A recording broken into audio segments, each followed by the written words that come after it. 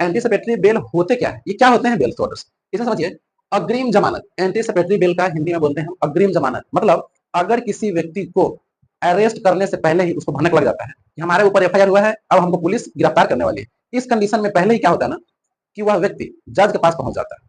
Police के घर पे आने से पहले ही वह जज के पास चला गया और बोलता है कि हम जो है हमको झूठा फंसाया गया है, ठीक है, ये हमारा 2 गवाह है, इसका लीजिए, इसका जो भी डॉक्यूमेंटेशन है, साइन वगैरह है, और ये हमारा गवाह है कि हम कुछ नहीं किए।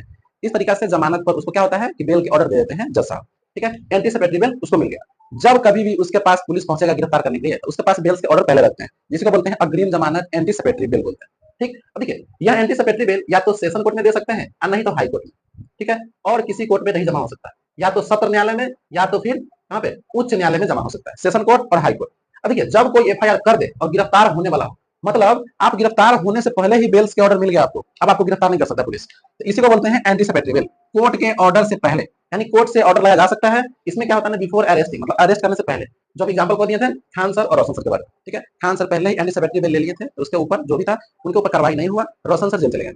अब देखिए यहाँ पे टाइप्स ऑफ बेल तो पता चल गया, ये एक मतलब ड्राफ्ट है, ये देखिए इसी तरीके का होते हैं एंटीसिपेटरी बेल। इसमें क्या होता है ना कि आपको यहाँ पर एफआईआर नंबर लिखना पड़ेगा, उसके बाद अंडर सेक्शन कौन से सेक्शन से आपके ऊपर एंटीसिपेटरी बेल हुआ, मतलब जो भी मुकदमा चल रहा था, एंटीसिपेटरी बेल 482 के तहत होता है, ठीक है। बीएनएस भारतीय नागरिक सुरक्षा संहिता के 482 के तहत क्या होता है ना कि एंटीसिपेटरी बेल होता है, ठीक है। और इस तरीका से जो क्रिमिनल प्रोसीजर में होता है, क्रिमिनल प्रोसीजर में 438 होता है, जो क्रिमिनल प्रोसीजर था वो पहले था, अब इसका नया नाम 2023 से क्या कर दिया गया हुआ है, बीएनएसएस भारतीय नागरिक सुरक्षा संहिता के बारे में।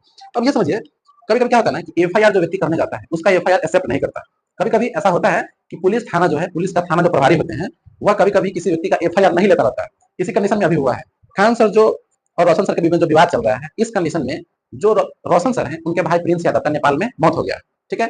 अब वो मौत हो गया है कि हत्या हो गई है, इसका भी फोरेंसिक जांच अभी बाकी है। नेपाल सरकार इसका फोरेंसिक लैब से जो भी रिपोर्ट आएगा देने के बाद पता चलेगा कि रोशन सर के भाई का मौत या तो डेथ था या सुसाइड था या फिर एक साजिश से प्लान मर्डर था।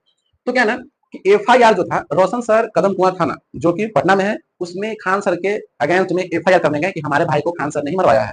लेकिन कदम कुआं जो थाना है जो उनके क्षेत्र में आते हैं, वह एफआईआर लेने से मना कर दिया।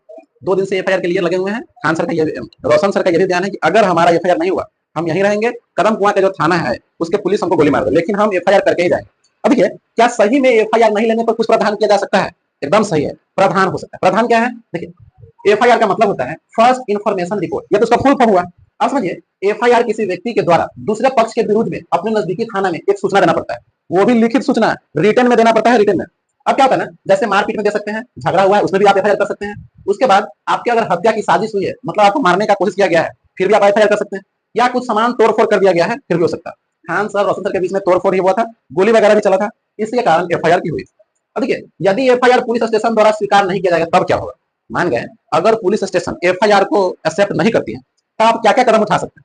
सबसे पहले क्या करेंगे ना, एफआईआर नहीं लेने पर एसपी को कांटेक्ट करेंगे। एसपी मतलब होता है सुपरिटेंडेंट ऑफ पुलिस, हिंदी में पुलिस अधीक्षक बोलते हैं।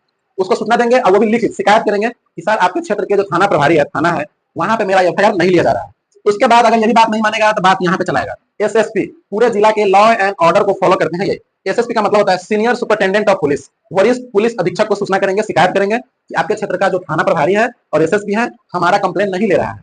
अगर यहाँ तक भी बात नहीं माना, सीधा बोलेंगे ठीक है देखते हैं, ऐसे ही करके आपकी बात को टला जा रहा है, तो बात आगे तक आएगा। Inspector general of police, IG को कांटेक्ट करेंगे। अगर आईजी से भी शिकायत की कोई गुहार नहीं मिली, कोई राहत नहीं मिलेगी, तो डीआईजी को संपर्क करेंगे। डीआईजी मतलब होता है director inspector of general police, ठीक है। तो इस तरीका से आपका सारा प्रोसेस है। अगर मान गए ये सारा तो पुलिस का ही ऑफिसर है, सारे पुलिस के ऑफिसर अगर आपका काम नहीं कर रहा है, अगर पुलिस द्वारा कोई एक्शन नहीं लिया गया, तब क्या करेंगे? तब चलेंगे कोर्ट में, और कोर्ट में जाएंगे, और कोर्ट में क्या होगा ना, हम हेडिंग दिए हैं, अगर पुलिस कुछ ना करे तब सबसे पहले कोर्ट जाएंगे। कोर्ट में जाकर जज साहब को बोलेंगे कि हमारा जो है एफआईआर पुलिस जो था वो हमारा एफआईआर को नहीं स्वीकार कर रहा है। इस कंडीशन में ना उसके ऊपर 2 धारा लगेगा। धारा तो एक ही है लेकिन किताब चेंज हो गया।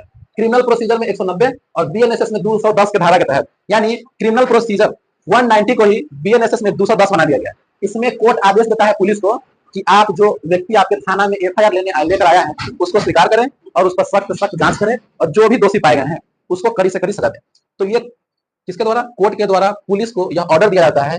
क्रिमिनल प्रोसीजर 190 और भारतीय नागरिक सुरक्षा संहिता 2010 210 धारा के तहत पुलिस को कोर्ट के जांच करने के लिए अनुमति देती है, ठीक है। यह कोर्ट